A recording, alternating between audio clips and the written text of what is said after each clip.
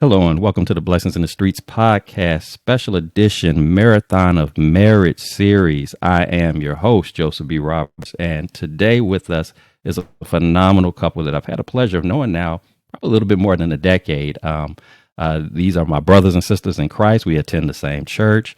They're just a wonderful couple to be around, just a very loving set of individuals who are all about pouring into other people, whether it's the young people, whether it's adult people, coming alongside one another, being of encouragement, and just all around good people to know. And they have taken some time out of their very busy schedules to hang out with me today with the hopes of actually sharing on the specific topic of marriage, looking for ways to encourage, to uplift by using their own journey in marriage to share a little bit with our listeners so that you can be encouraged whether you're currently in marriage, whether you're thinking about getting married, or maybe if you've had an unsuccessful marriage in the past and you're looking about possibility of giving it another try. You are in the right spot today. So it is my privilege and honor, ladies and gentlemen, to introduce to you this wonderful couple, my brothers and sisters in Christ, my friends, Mr. Louis Murzone and Miss Toby Murzone. Louis and Toby, thank you so much for being on the show. Joseph, thank you for having me back. Definitely. Thank you for having me on. Absolutely. So before we get started with our segments for today, I do want to give our audience an opportunity to meet each of you. So if you would kind of say who you are, where you're from, what you do, kind of a general introduction of yourself. So I'll start with you, Toby. Go ahead. I am Toby Murzone. I am originally from East Texas, a place called Pittsburgh, Texas. And I have been in the Metroplex for, probably almost 40 years. And I work at UT Southwestern Medical Center. And so I've been there for 20 years, and that's me in a nutshell. All right. And you, Louis? Hello, Louis Murzone. I am from the Panhandle, the Lubbock, Texas area. And I spent about 10 years in the military immediately after high school in the Air Force. And then I made my way to the Metroplex where I met Toby. And I've been here, I guess, around 35 or so years. Currently work for the federal government. I can't tell you any more than that. If I do, might have to do you some harm. But work for the federal government and looking forward to hopefully retiring here soon. Awesome. And for our listeners, if you would, please tell us, how long have you been married? Why do you look at me like that? So we have been, we are in year 20. We were married in 2001. Four. 2004. The math would be 20. 2004. May 1, 2004. That's awesome. And of course, I knew how long you've been married, but that's good. We want to make sure we remember, especially since you just had your 20th anniversary. So that's one thing, of course, that we all have in common. Of course, you all know who my wife is, and we are fast approaching in another less than a week. We will be hitting our 20th anniversary as well. So congratulations. Wednesday. Yep. We are on June 19th. So it'll be 20 years for us. And it looks like we're going to be celebrating the same way that the two of you celebrated 20 years. We're going to the Dominican. Yeah, we will be going to Aruba. So Aruba. Yeah. So that's pretty awesome. I'm excited about that. So great stuff. So all right. Well, let's jump right into this. I'm a firm believer about, when we start telling our stories about our journeys and such, and in this case, our marriage journeys, it's really important that we got to go back to the beginning. So that's what we're going to do with the two of you. So if you would share with our audience and myself, of course, how did the two of you meet, and what was it about one another that ultimately led you to believe that, this is who I want to spend the rest of my life with? So you can decide whichever one you want to tell the story first, and then whoever tells it second, you can fill in the gaps or whatever the first one didn't quite tell all the story about. Looks like I'm getting the cue that's mine. Got to check to see if you remember. So when I did move to the Metroplex, I had come out of a relationship. I actually come out of a divorce, and so I had a period of time there where I committed myself just to the Lord and finding out what it is that God wanted from me, what it was that He had purposed me to do, called me to do. And so I spent just time with for myself. And that time was about 10 years. Mm. And I was getting very, very comfortable in that time. And so it was a very good, it was a tremendous growth period for me, of course, where like I say, I pretty much consecrated myself unto the Lord. And I began when I began to get back into fellowshipping with fellow believers and things of that nature. I ran into a coworker who introduced me to Toby by inviting me over to Toby's apartment one day where they were having a singles get together, and they would actually have movie night and prayer, and sometimes, of course, Bible studies as well. So this was my first time going, and so I go and meet Toby, and at that initial encounter, Toby and I had no attraction to each other, zero attraction to each other, and I was not interested in the friend that introduced us as well. So it was just really a true opportunity to engage with fellow believers. Time passed. We started doing things as a ministry. What's the word? Singles ministry, doing events and going to movies and things of that nature. So I did get a chance to know her. So fast forward, we run into Thanksgiving. Valentine's Day, right? And so we wanted to bless the women, and so we prepared them a meal and gave them flowers. And during this particular encounter, or in this particular event, Toby takes pictures on an annual basis. And so she's handing these pictures out of herself. And I really didn't know her well enough to really take a picture. So she's handing these pictures out to individuals, and it's in a plastic bag, and it gets around the room and it gets to me.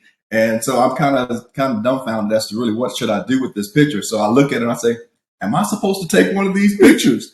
And she goes, sure. And then she goes on about her business. I think that might have made her, it kind of piqued something there, made her. So I take a picture, and fast forward again, I put the picture in my vehicle, and I have a tendency of washing my vehicle on a weekly basis. And forgive me for this, but I really had every intention of throwing Toby's picture away. But I set it in my console, and every time I told myself, every time I'm going to go to and wash the car, I'm going to throw it away this time. Well, every time I went to throw the picture away, I couldn't. So I put it back in my vehicle. And this went on for, I think it was a couple of months or so. And I would pretty much wash my car on a weekly basis. So probably 7 or 8 times I'm sitting here and debating on whether or not I should throw this picture away. So I ultimately did not throw the picture away. All right. It turns out to be one of my favorite pictures. And at that mark, that, like I said, about 7 or 8 weeks, I finally, and I am a little slow, I finally asked the Lord, why can't I throw this picture away? And I said, do you want me to pray about this? So I started praying about it. And that's when he began to reveal to me that Toby is what, during that 10-year period, Toby is what he was preparing me for. Toby is what I had been asking for in terms of a helpmate.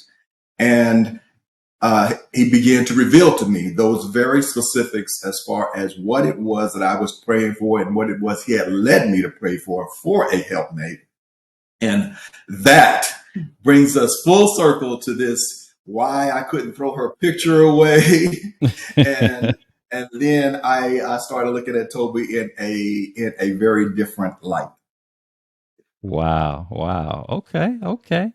Well, now, Toby, you have an opportunity to fact check the story as well as add any details that Lewis probably inadvertently left out, of course. But yeah. So let me go back to the picture. So yes, I would take pictures periodically. I tried to take pictures pretty much annually.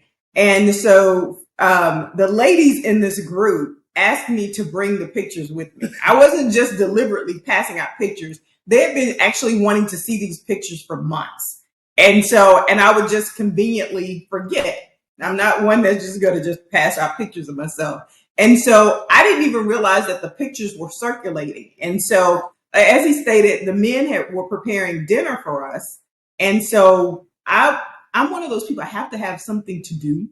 And so just sitting still watching somebody else in a kitchen or clean something, that just wasn't comfortable for me. And so anyway, we were at our friend's apartment and I was finding stuff to do just even at his apartment. And he's looking at me kind of crazy, but it's just me. And so as I'm doing this, we had a mutual friend, and she was the one that was actually showing the pictures around. And so that's how he ended up with the picture. But when he asked for one, I'm like, why is he asking if he needs to take a picture? Because at first I was like, do I just say no? Because I was like, no, why do you need a picture of me? I didn't know him. I mean, I knew people that knew him, and we had a mutual friend of ours, Gail Miller. Gail passed away a few years back, but she was like, wanting people to see these pictures. And I'm just like, can we just put those back in the bag and just eat dinner? But anyway, so that's how he ended up with the picture. Wow. Okay.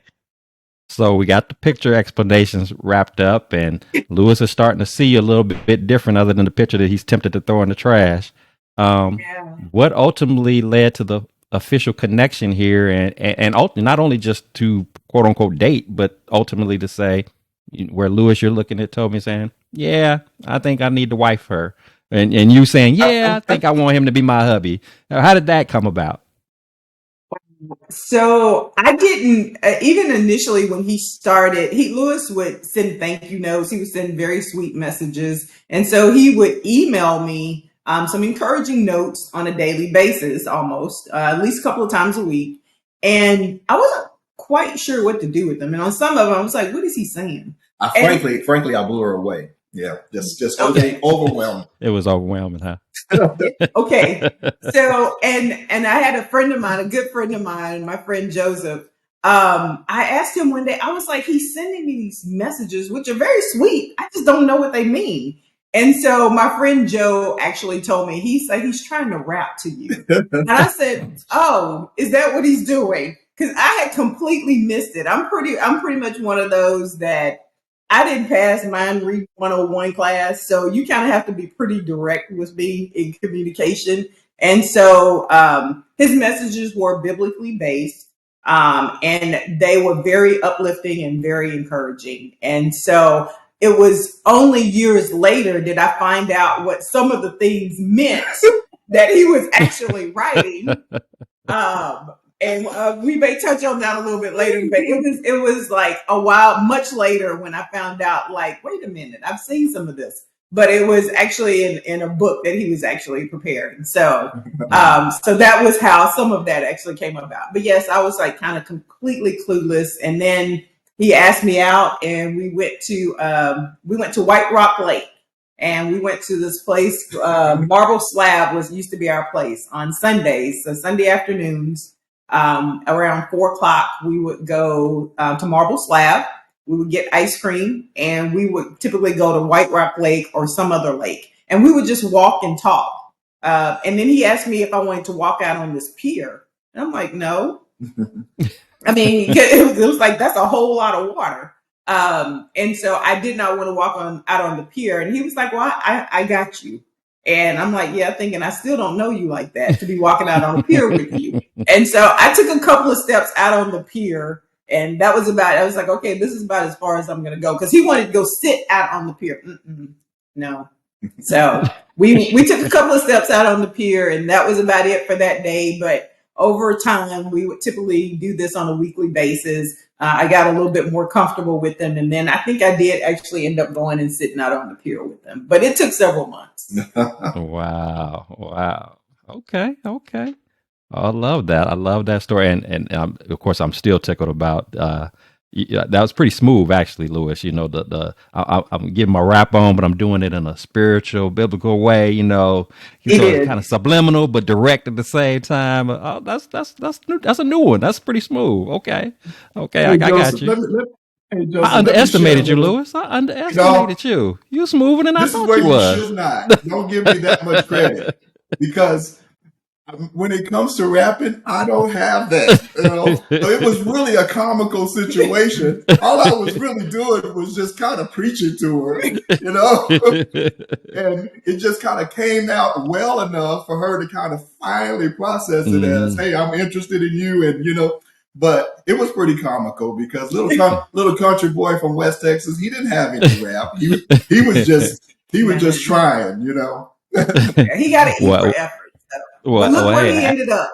see, that's what I'm saying. Obviously, you even underestimated your skills yourself because ultimately, look where it landed you. You 20 years later, it looks like something worked. See? So that's awesome. That's awesome. So, as we, ultimately, of course, in your situation, we've heard this beautiful love story, if you will, that ultimately led to you finally tying the knot, and you're 20 years in. But over those 20 years of time, I'm sure that while you have plenty of memories of wonderful and beautiful times together, there's also been some challenges. There's been some storms that have come along the way, and that's the case for anybody's marriage, regardless of length or what have you. And one of the things that we know about marriages is that every now and then there's going to be decisions that have to be made. There's going to be discussions that are had. Sometimes we're having a discussion over just something, a general topic or whatever, and we don't see eye to eye. We can walk away from that thing and just agree to disagree.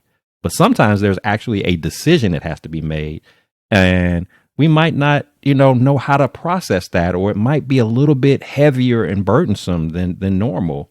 And so, what I'm curious to know from you, first off, is tell me about a time when, as a married couple, you find yourself facing a challenging situation that you weren't quite sure how were you going to work through that thing.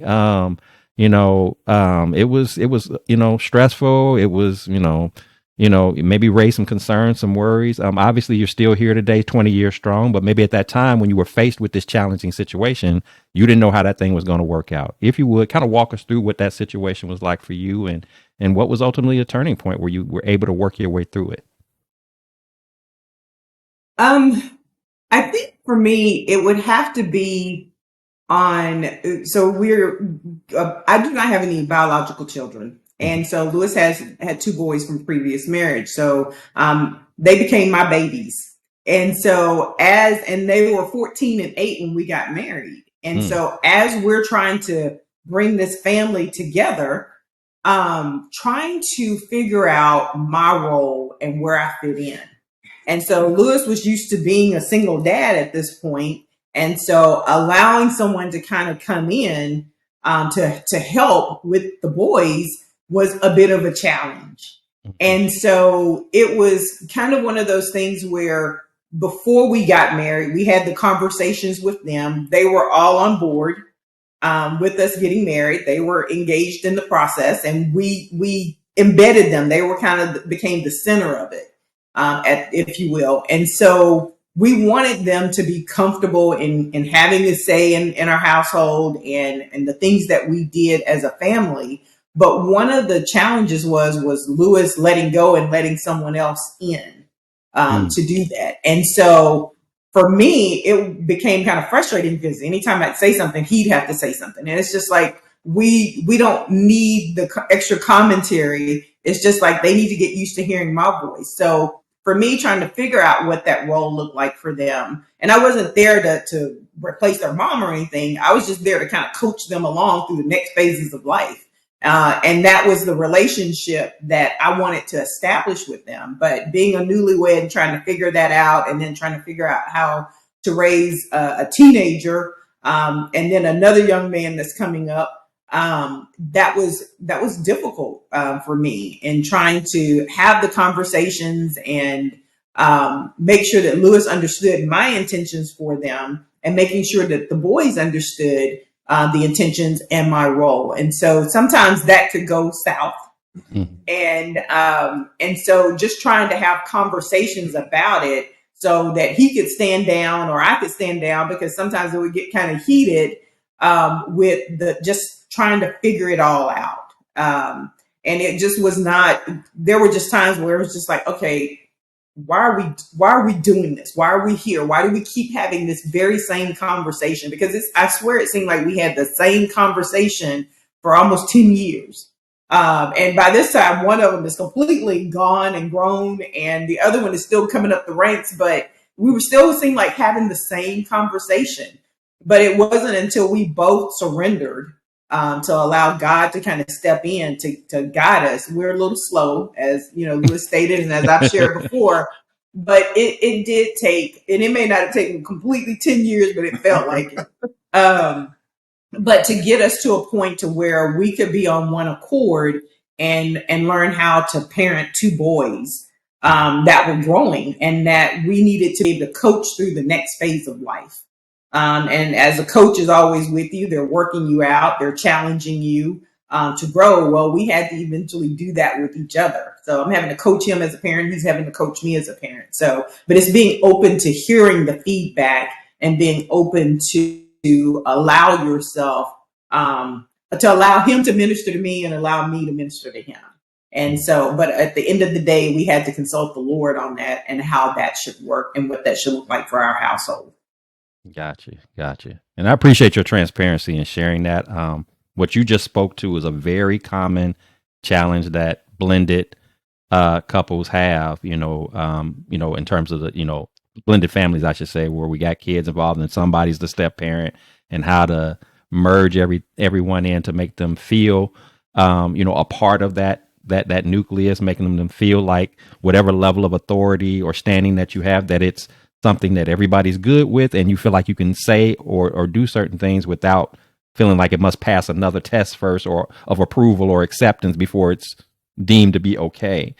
Kind of thing. And unfortunately, to the whole point of why we're even doing this series, is there have been marriages that have split because of this, because of that step parent maybe feeling out of place, whether it's by the spouse or even by the kids, maybe being permitted to be disrespectful to the step parent, or ignore what the step parent says, but the biological parent, I'll do everything that you tell me to do. So I appreciate you sharing that. And I think we may very well have some listeners to this podcast episode that need to hear that ultimately this was something that you had to take up with God to allow him to be a part of this. And it's so instrumental that you even mentioned that, because God wasn't necessary just for that moment. God is necessary for the marriage as a whole. Because if it's not this situation, it's going to be something else.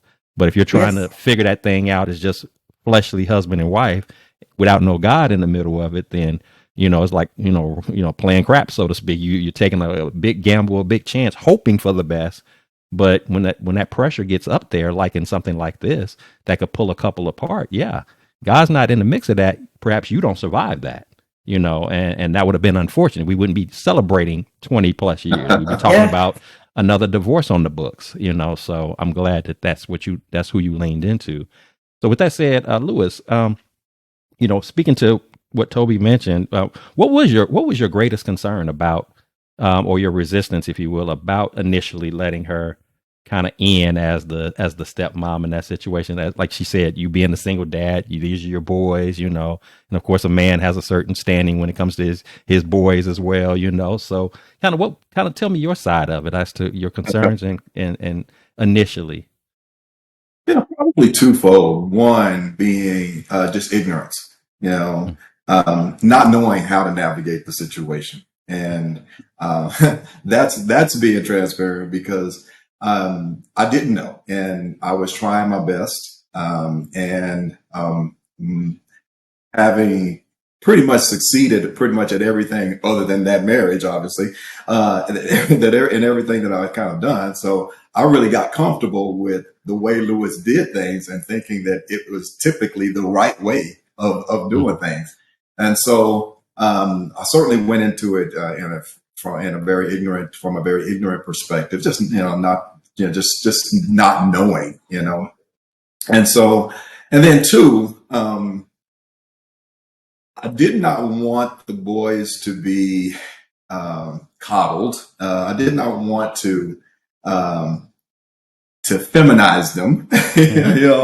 I had a significant concern about them being coddled and feminized, because that was really what was happening already on the other side of their life, And so I wanted to be that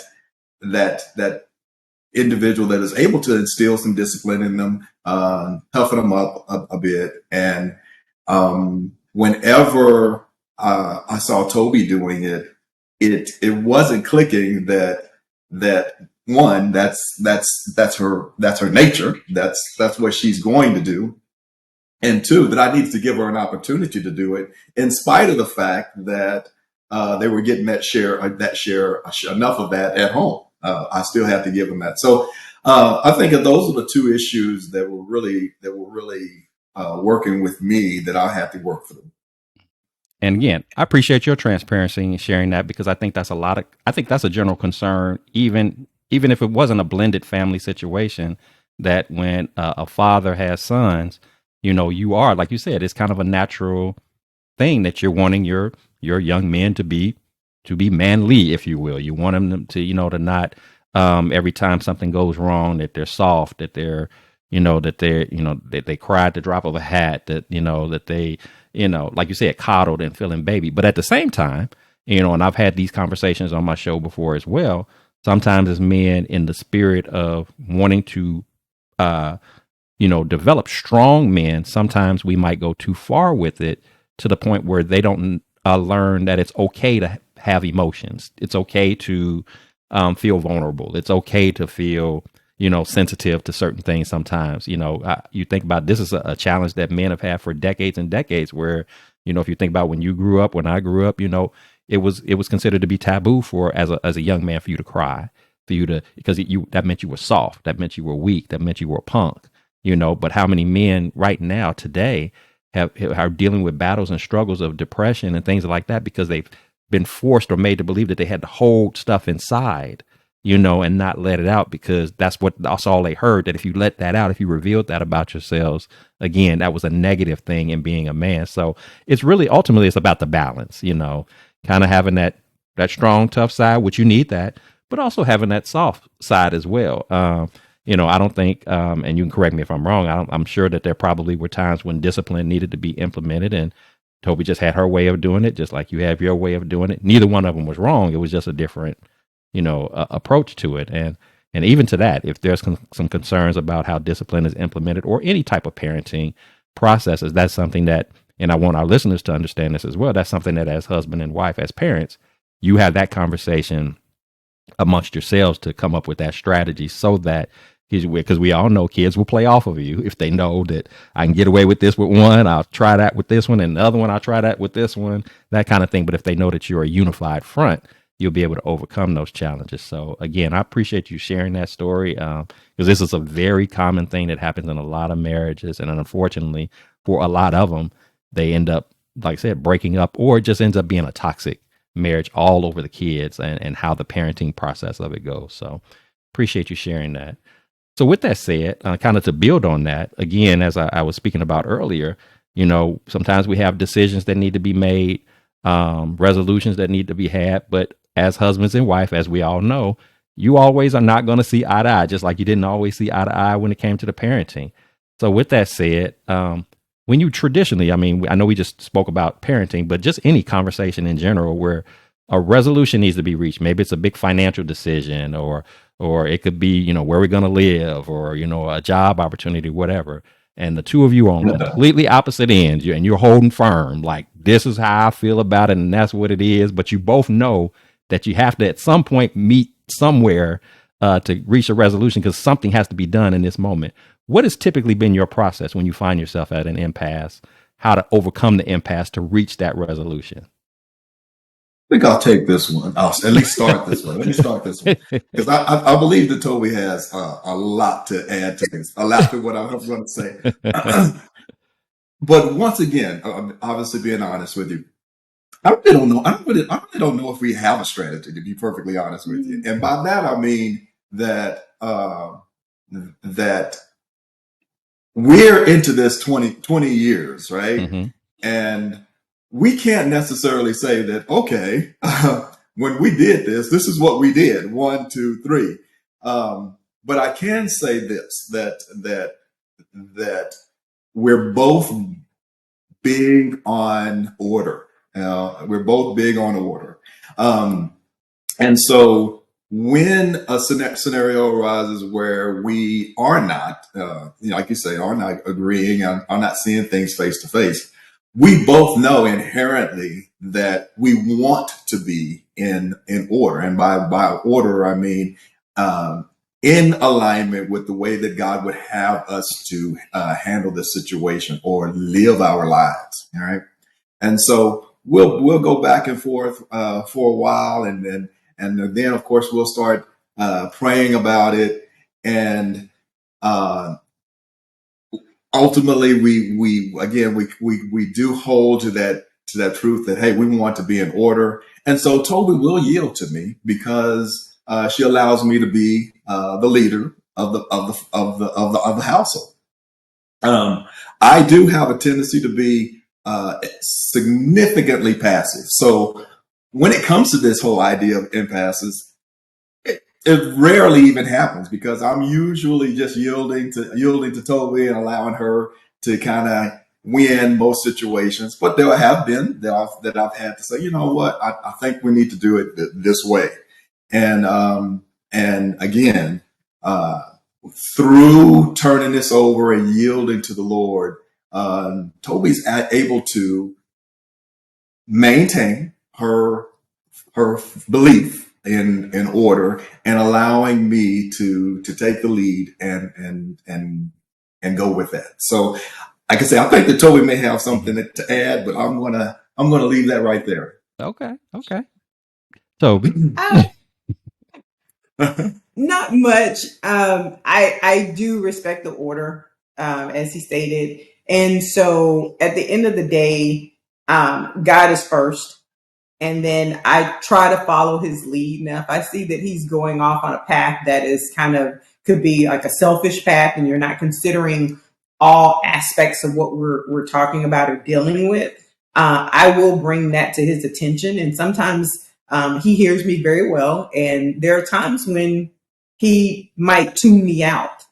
And so then that's sometimes I will have to say, okay, I need for you to decrease in this situation. So that you can hear me and that you can ultimately hear God, because I can see a pitfall. And it's been a challenge for me over 20 years, just because I've been in a leadership position at work. And when you're creating order at work and doing things where you have to keep things running, you tend to bring that home with you. And so it's hard to separate the two. So while I'm the leader there, it can potentially bleed over to coming home, where it's like, okay, I can just take the lead on this and we'll be done with this.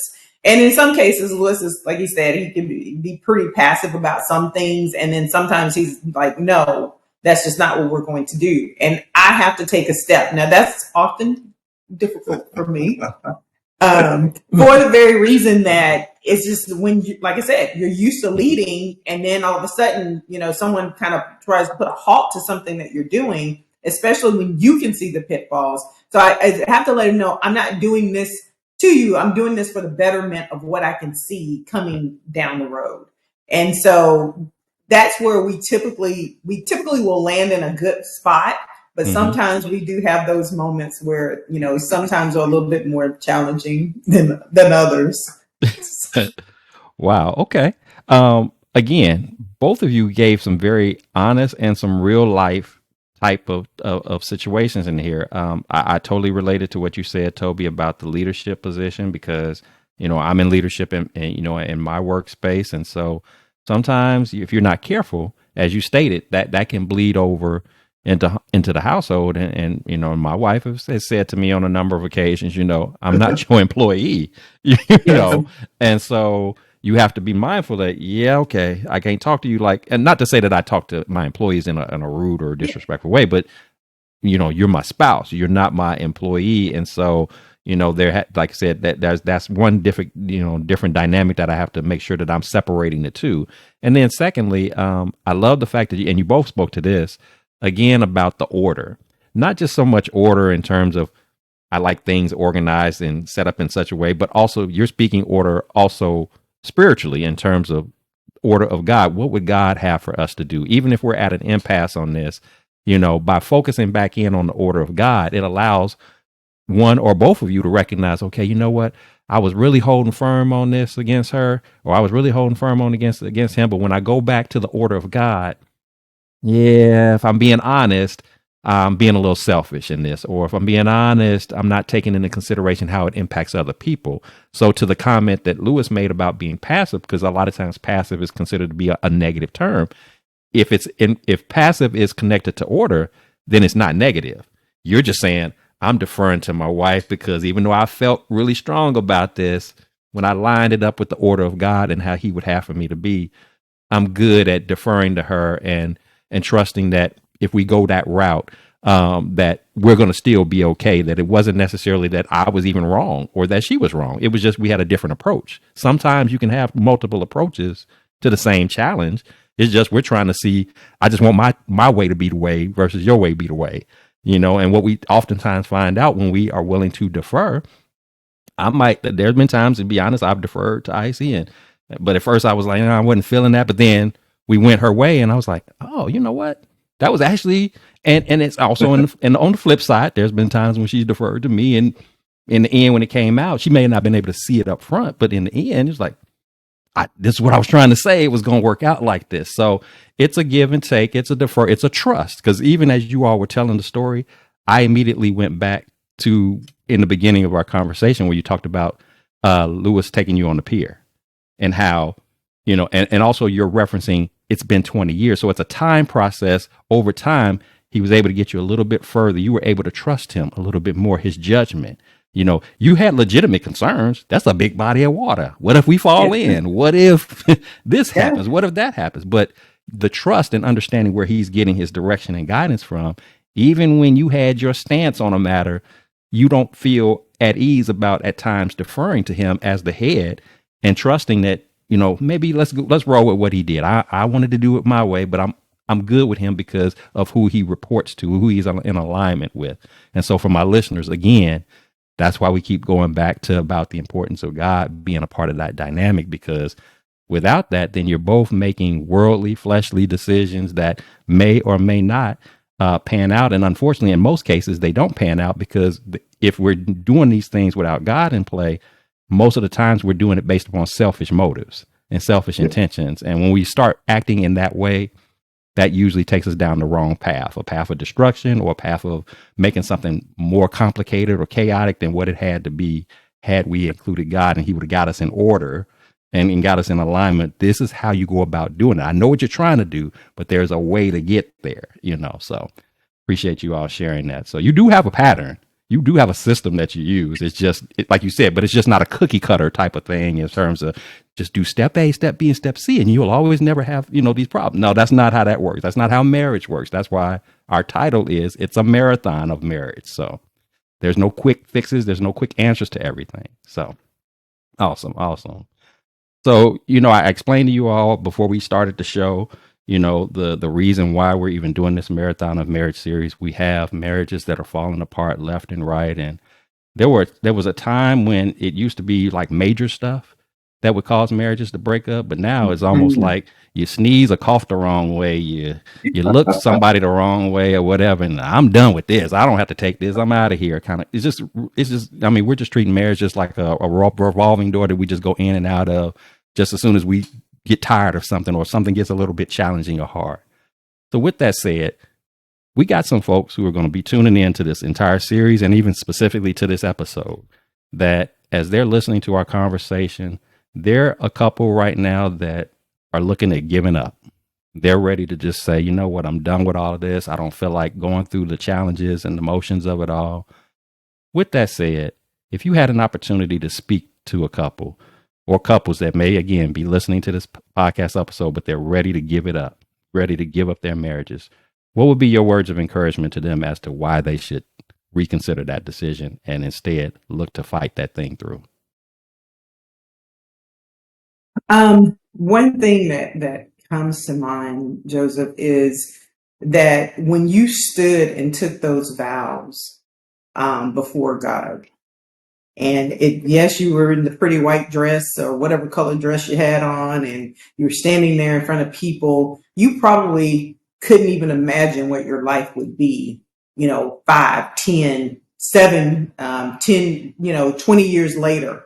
You couldn't even fathom what that would bring and the challenges that would come with that. But those vows said in sickness and in health.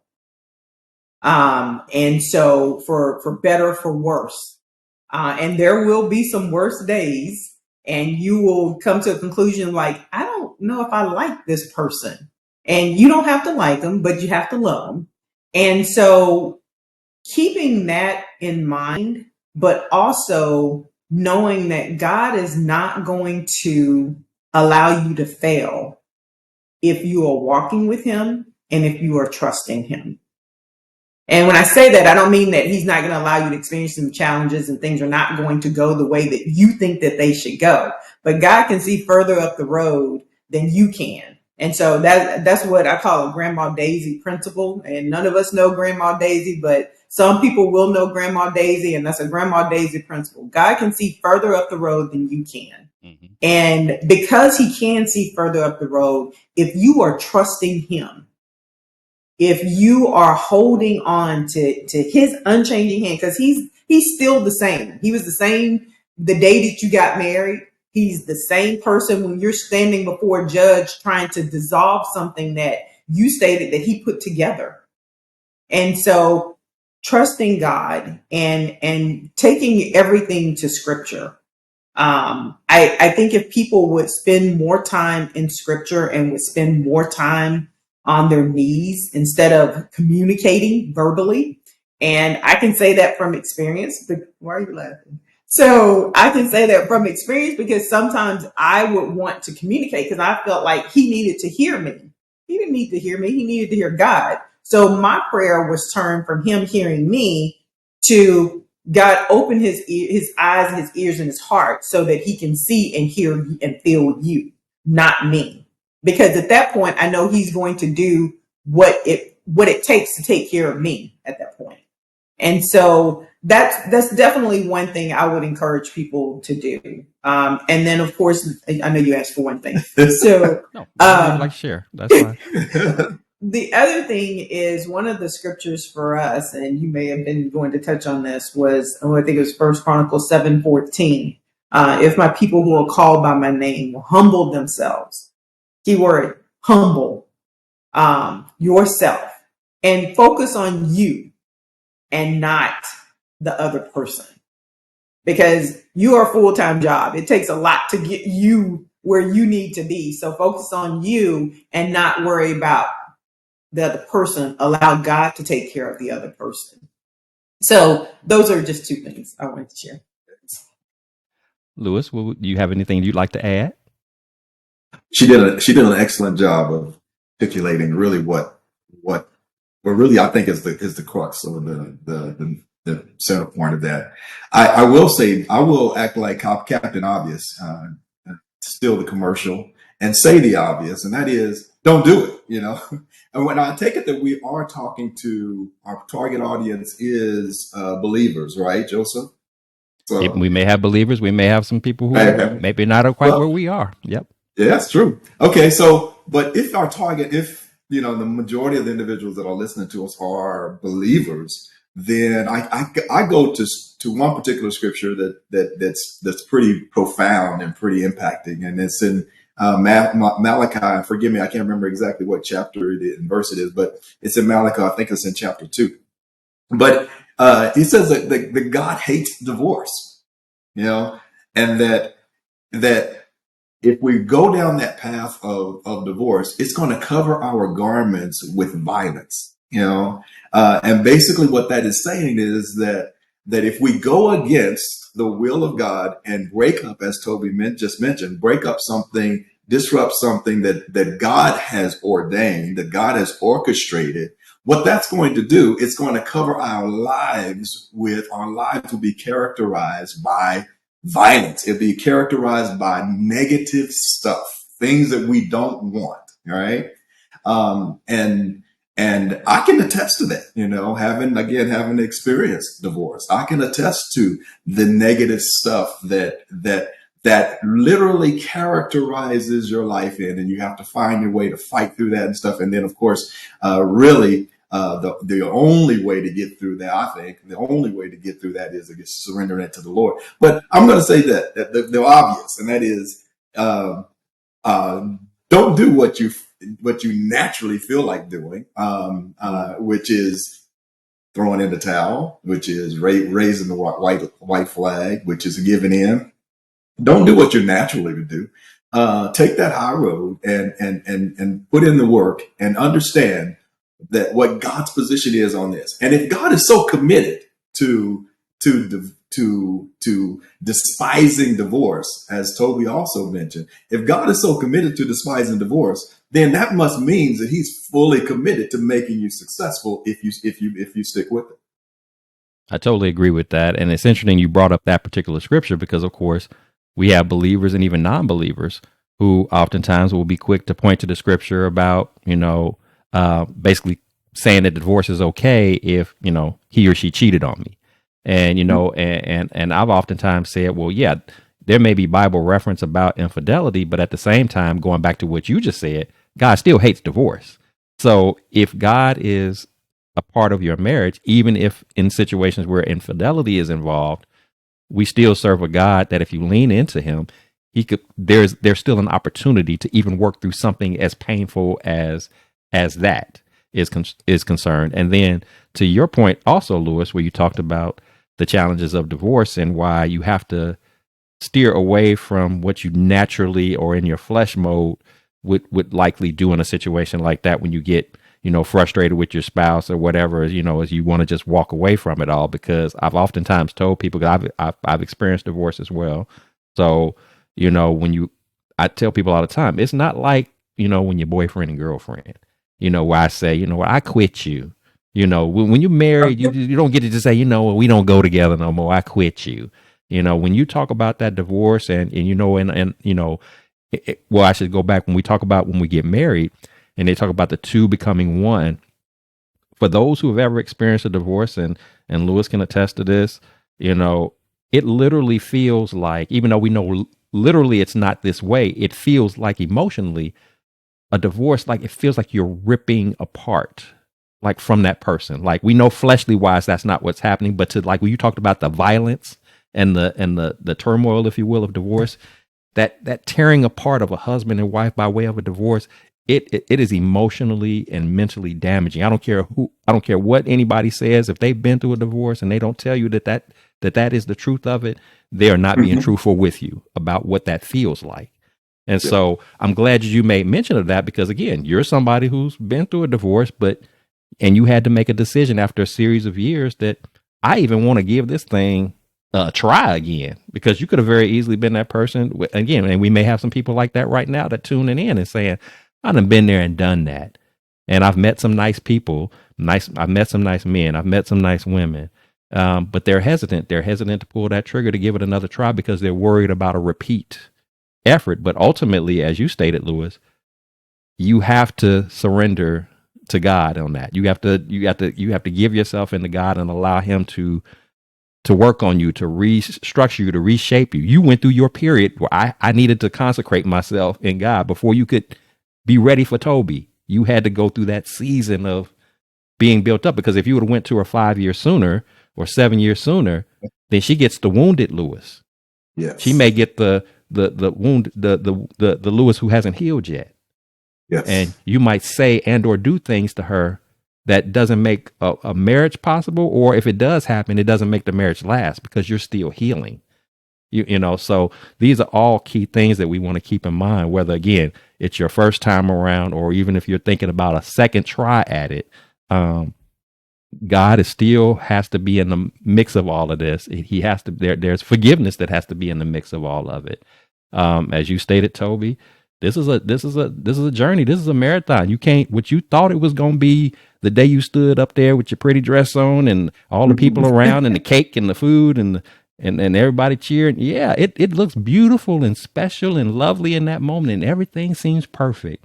But then the real life kicks in when the newness of it wears off and it's the day to day, and as you both stated, and it's so true, sometimes you're not going to like your spouse. You know, I know that there are many days that I am not liked. Now, I don't have any doubt that I'm not loved, but I Yeah. know there are many days that I'm not liked. And there's some days that I'm not liking her either very much.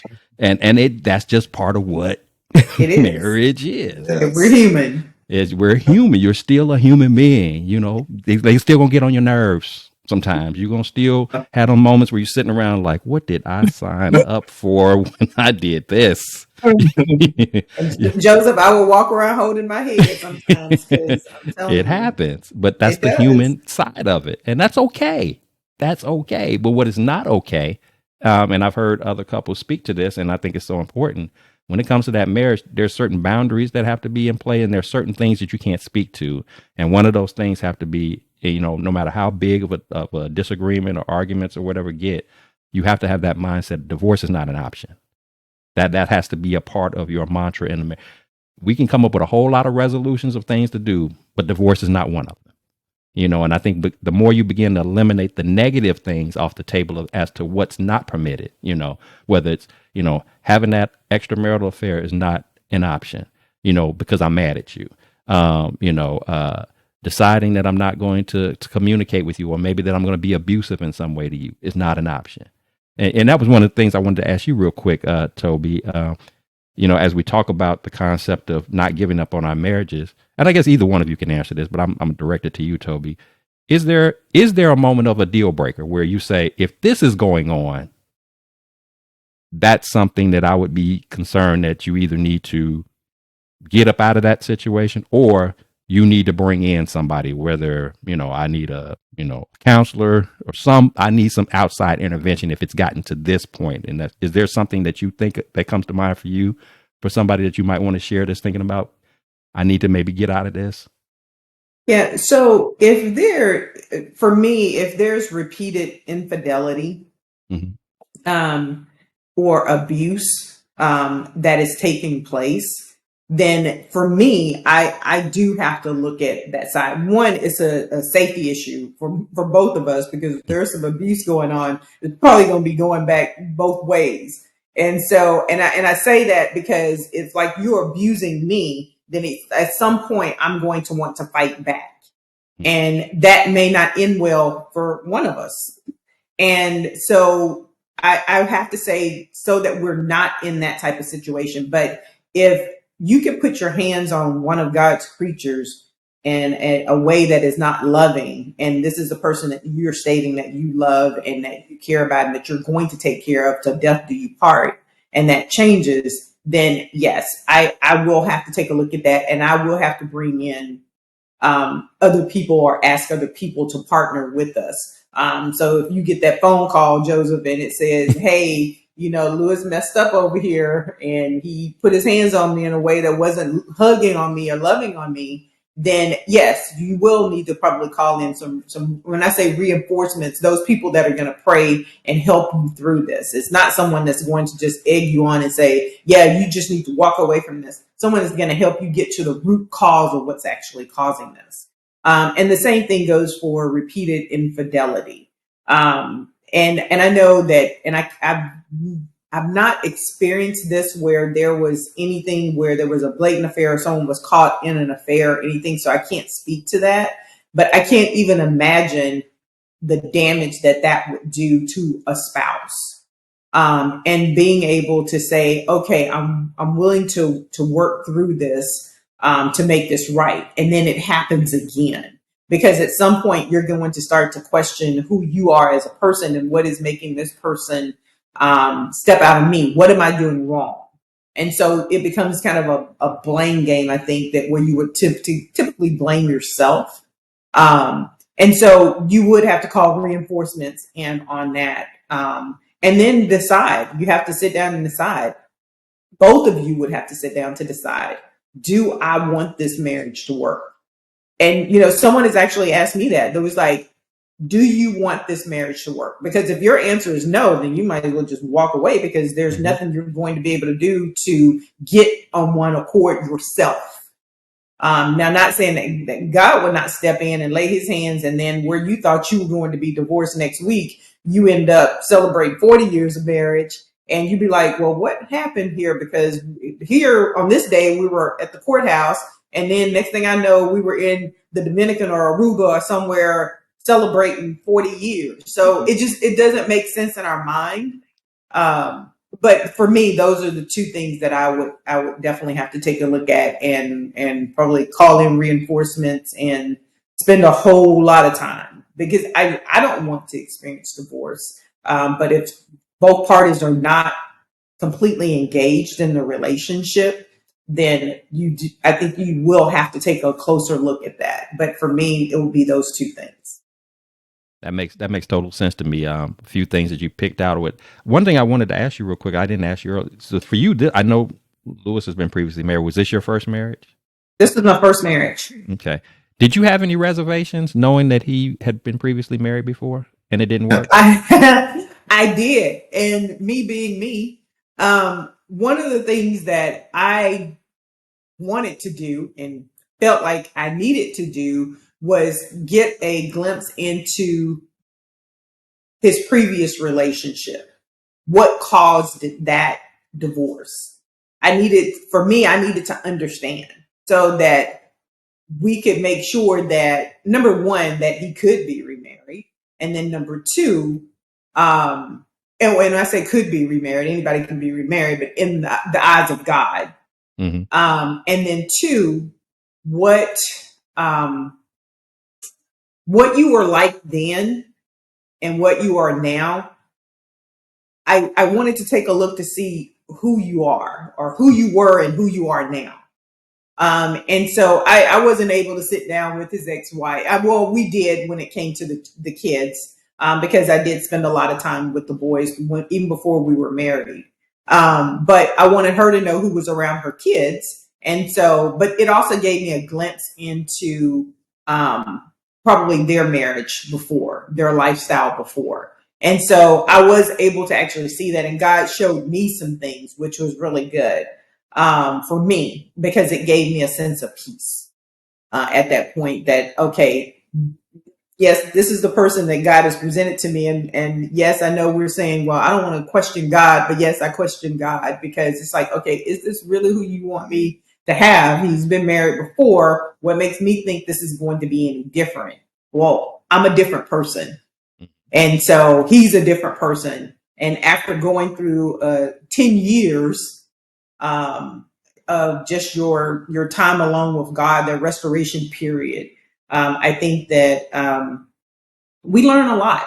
When we spend time alone with ourselves and with God, we learn a lot about us, and we learn a lot about those things that what we once thought we wanted, we find out those are just so not good things for us.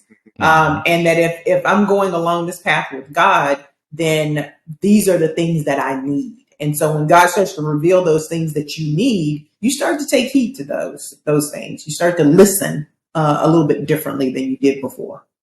That makes total sense. And I think the time gap was big for you, because, I mean, it was 5 years for me. But like you said, if we were talking about, say, 1 year versus 10 years, then it might have come off as if you were rebounding, versus having a chance again to heal, to process, to figure yourself out, where you are, what you want to be, what you want to have in your life, that type of thing. I also like the fact that you had pointed out about there was a point in time where you had a conversation with the kid's mom, because, again, that's a lot of times that can be challenging. And I think those conversations are necessary, if for no other reason, the respect factor. We may not have worked out, but I'm still these kids' parent. And so, as you said, on her end, she needs to understand that, yes, there's going to be another, motherly figure in their lives, but at the same time, you want to respect the fact that, that's their mom. So I don't want them to hear me or be going back to her saying that, I'm bad talking her about her or anything like that, because we know, unfortunately, that kind of craziness type stuff happens sometimes in those situations. And I'm thankful that it didn't happen for you. But, we know that marriages have been troubled, if you will, challenged with that kind of crazy nonsense, where the baby mama and the ex or whatever and the new mama and all the drama that comes along with that. And, and like I said, sometimes even the kids get into the mix of, you ain't my mama. You can't tell me, that kind of stuff, and nobody wants to be put in that situation. So I'm glad to know that you had that dialogue. And again, for my listeners, when you have kids involved, that's really important,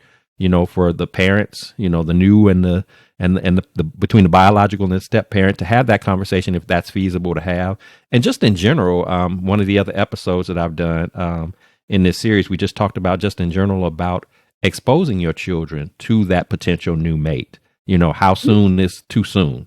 Don't be so quick to bring, your young children in particular around that new person until you get to know that new person, and make sure that, for things, if nothing more for safety reasons or getting them attached, especially when they're younger, they can get attached to somebody. And if you don't see a future in this and you're just kind of revolving door, bringing people in and out of their lives, then it confuses them, and it puts them in an emotional disadvantage because they're just like, I was just liking her. I thought she was going to be the new one. I was just liking him. I thought he was going to be the new daddy, and then, oh, he gone or she gone? Yeah, this your new mama. No, this your new mama. This, and it's changing every month, every couple of months. I mean, so those kind of things are problematic. So, and then of course, I like the fact that you pointed out earlier when you spoke about, the abuse piece of it. We have scenarios where a couple sometimes stay together and one of the spouses may be subject to, physical abuse. And, depending upon who they're talking to, because we even have this sometimes happen even as believers, where they may be told, you just need to pray your way through it and and everything's going to be all right. But you getting hit upside your head every day. But we have nothing against prayer, but we also need to be concerned about your personal safety, or somebody's trying to hang in because they say, well, yeah, he beats me, but, at least I got somebody. It's better than being by myself. Well, is it? If this time around the beating results in you no longer living, so those are type of things where, like you said, interventions, whether it's pastor interventions, whether it's, therapist intervention, or in some cases, if I got to get legal enforcement involved because there's a danger situation, don't stay in those situations. Even if you have a long-term goal of hopefully working it out, you got to stop the immediate threat first, then have the conversation, and then see, is there even an avenue for that to work out? And then one last thing that I wanted to comment on that you made mention of when you spoke about, and I've had this conversation as well before, when we talk about saving the marriage, both parties have to want to save it. If it's going to be saved, like you can't have one spouse trying to save it, and then the other spouse, they're not really wanting to do any of the things that are necessary. So we need to go to counseling. One is willing to go, but the other one don't want to go. Or we go and you had nothing to say, and I'm the only one saying something. You're not even trying to do the steps that are necessary that's going to get us over this hump. I'm doing all the work. You can't have one spouse do all the work to save a marriage. That's a marriage of two. It just doesn't work out like that way. So those are all key things that you tapped into and that I wanted to just reemphasize to our listeners to keep in mind, especially if you're thinking about throwing in a towel. And lastly, of course, back to what Lewis said, if you have had that failed marriage before and you're hesitant, you're on the fence about trying to open up again to somebody, again, make sure you've taken that time for yourself to figure out your part of it. Because I don't care no matter what divorce has gone on, and that would even include my own. Yeah, as much as we can sit back and say what this spouse did and didn't do, blah, blah, blah, blah, blah, you got a part in it too. There's some stuff that you did or didn't do as well. So you got to make sure you get your house in order with you, get your mind right, get your focus right. And again, open up that space of healing, which begins with forgiveness and, and leaning into God and allowing him to guide your steps and show you a new approach, a new way, and keep your mind open to who he's setting you up for. If in fact he's destined for you to give it a second try, you got to go through that process. It took Lewis 10 years. Somebody else, it took me 5.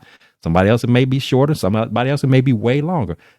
You got to be patient with that process and trust in him to guide you accordingly so that if that opportunity presents itself again, you are ready for that person and you're not bringing in a damaged version of you to that and potentially ruining what could have been a great situation. But if you got into it too soon or if you're still wounded, then we're going to have some challenges in that. So So this has been awesome having this conversation with the two of you. I appreciate your transparency and sharing a little bit insight into your own personal marriage and marital journey and the challenges, the highs and lows. But of course, most importantly, I love the fact that regardless of those difficult times that have come about, which happens in every marriage, you've stuck it out, you fought through those difficult moments, and we got 20 years of success to show for it.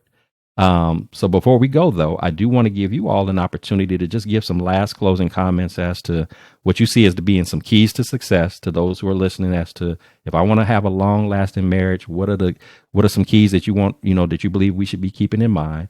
And then, of course, I also want the two of you to share with us any exciting news that you have that's going on in your lives, any new happenings coming up that we can celebrate and acknowledge and love on you for. So let's start off with the keys of success first, and then we'll get into the celebration piece of it. Sure. Keys to the.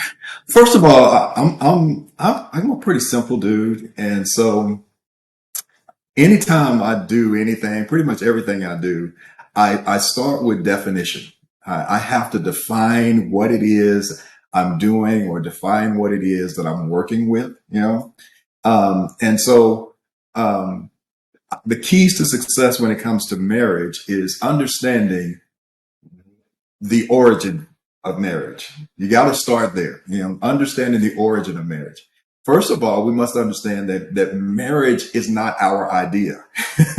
It's just not our idea. It was God's idea. God was the one to determine that it wasn't good for Adam to be alone. That was his decision.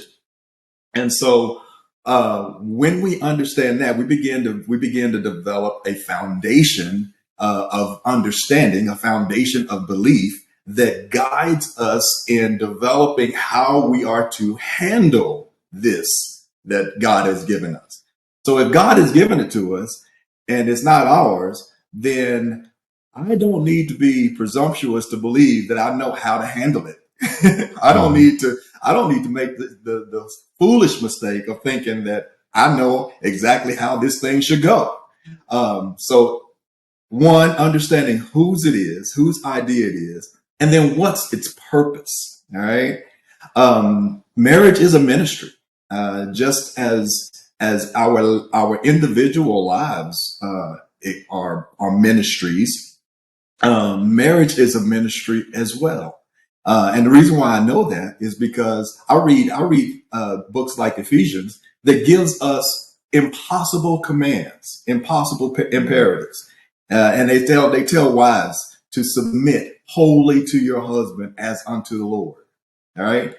And tell husbands to give ourselves to our wives, even love them, even to the point of dying for them. All right. Those are impossible things for a sinful person to do. All right. When we're born, we're not born we're born in a broken state. All right. We're born in a sinful state.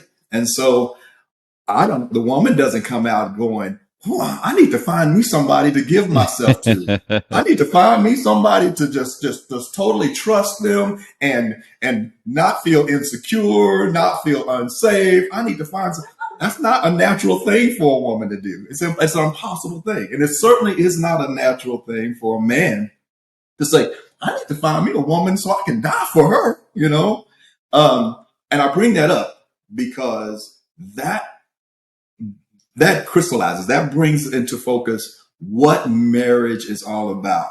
And that is that it's impossible without God. So my encouragement is to believers, unbelievers, my encouragement is, one, it's God's idea. Two, it's impossible without him. Right. And when we get to a point to where we can start dealing with life in such a way that all of my decisions are predicated on making decisions that are aligned with what God would want to do, then guess what? Success is just going to happen.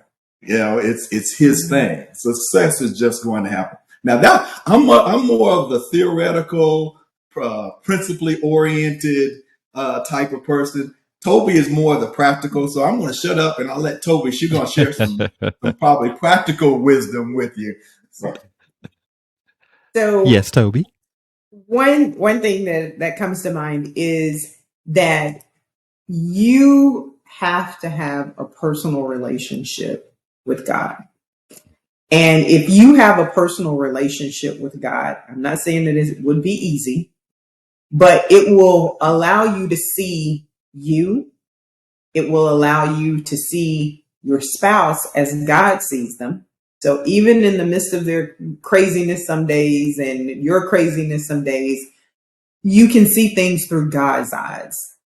And I think that is very important for people to realize that don't go into a marriage or a relationship thinking that, oh, this person is going to save me. You're going to be in for a rude awakening. Because sometimes we go and enter into things and we think that we can just hold on to, like we were holding on to mom and daddy's faith, that will be the same thing as when you get a helpmate. That is not how it works. You have to enter into that personal relationship with God. And even for myself, I thought, oh, I could just kind of hold on to Lewis's coattail and, we'll be good. No, it requires you to dig your heels in. You need to know the word for yourself. You need to know what it says about certain situations. You need to know where to go to find the information.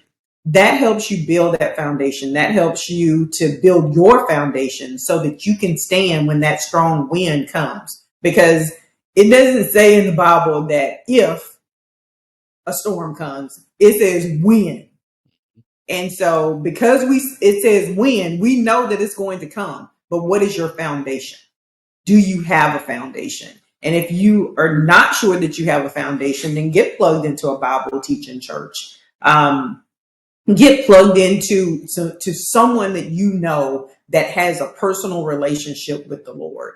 That is just so crucial. And I encourage people, young ladies that I mentor, that is one of the first things that I often share with them or ask them is, what is your relationship with God? What is your personal journey like? What do you do on a daily basis? And so I definitely would encourage people to make sure that you know that your foundation is solid. And the only way to do that is to be engaged in a personal relationship with the Lord. Love that. Love that. You both gave very sound advice in terms of the keys to success for a long lasting marriage. So to anybody tuning in, make sure you got your notebooks out and getting those gems in place, because this is what it's going to take. I mean, we're just keeping it real, keeping it plain and simple. You got in the theoretical part of it and you got in the practical part of it, but they both marry one another. They're both relevant. I mean, we keep going back to God's got to be in the mix of this if you plan on making it work. I'm not saying that there aren't any marriages that have never survived without God. All I can tell you is that for the ones that have, they've gone through more toil and challenge than they had to.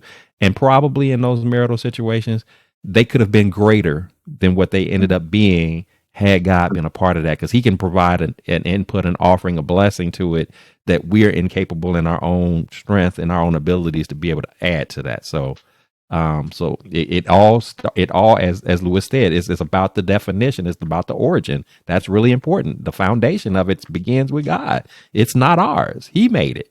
He made it for us. We didn't make it for him. And he structured it a specific way with specific dimensions, with specific specifications, which is why it becomes problematic when we have anybody trying to redefine it, restructure it. You can't change something that you weren't the creator of. If we do, we can, but we're out of place. We're out of our lane when we do so. I don't care what we're talking about. I don't care who we're talking about. You didn't make it, so it's not for you to change. This is how it is. You either like it for what it is. If you don't like it, that's fine. Do something different. But you can't come in here and make it fit for you when that's not how it was designed. So I'll leave it at that.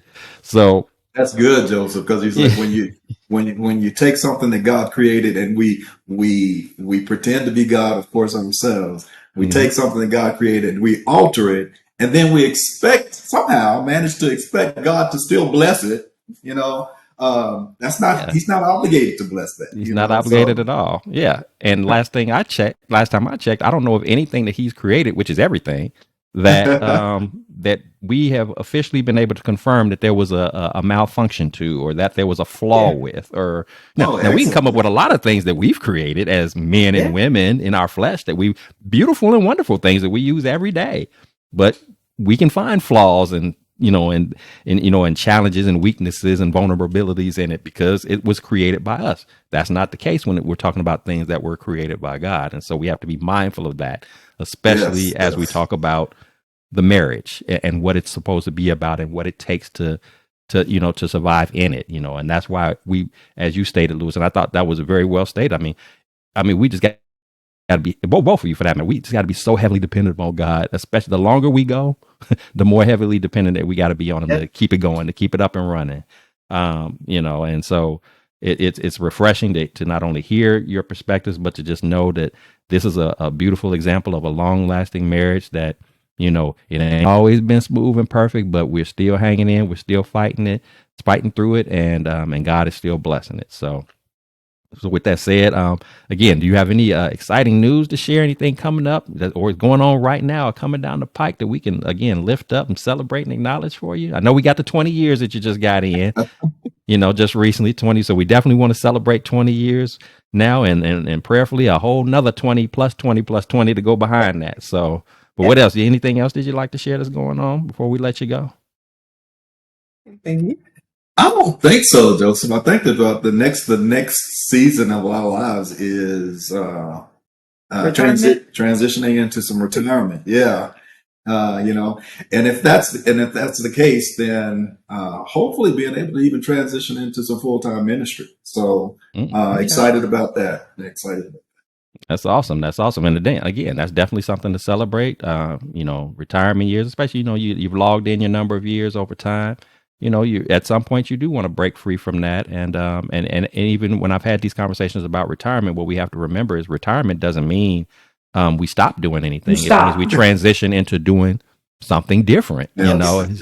You're not just doing, and especially if it's that something different is involving, walking in purpose, whether it's in your ministry work or something else full time that that God has been putting on your heart to do, but because you're competing with the day to day stuff, sometimes making that transition can be difficult.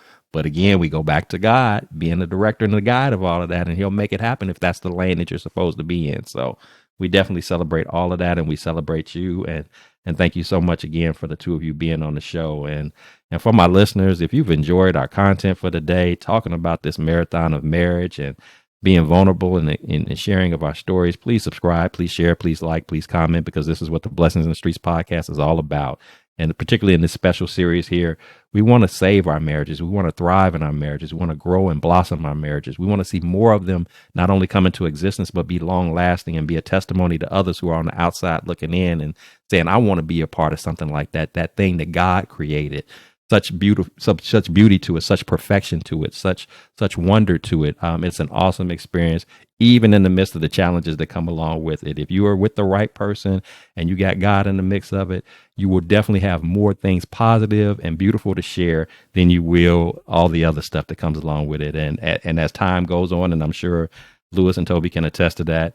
You sit back and you think about the things that used to frustrate you in year 1 and year 5 and year 10, and you think back now and you kind of laugh at it like we used to debate about the silliest of stuff, and look at us now. We just so far past that. We're so in tune with one another. We understand each other so much better now, and the purpose that God had for us in this marriage. And it's just a beautiful and wonderful thing. And I would be remiss without closing out with the fact that you heard us multiple times, taking it all the way back to God. So if you don't currently have a relationship with God, today is a mighty fine day to make that decision. And I promise you, and I know Lewis and Toby would confirm that, it'll be the best decision that you ever make. So with that said, remember here at the Blessings in the Streets podcast, this is the place where your story is your glory, where your relationships are relevant, and your journey is your joy.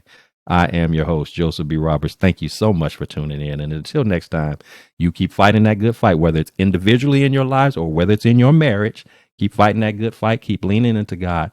Allow Him to bless that thing, work you through all those challenges, all those storms. There's nothing that's too big for him to overcome. He is the ultimate problem solver. He has an unconditional love for us, and he wants us to express that same unconditional love amongst our marriages as husbands and wives, and being that living testimony, that living example to others of this beautiful thing of marriage that he has so meticulously created without any flaws or any errors. So until next time, you take care of yourselves, and I look forward to seeing you again. Have a great rest of your day.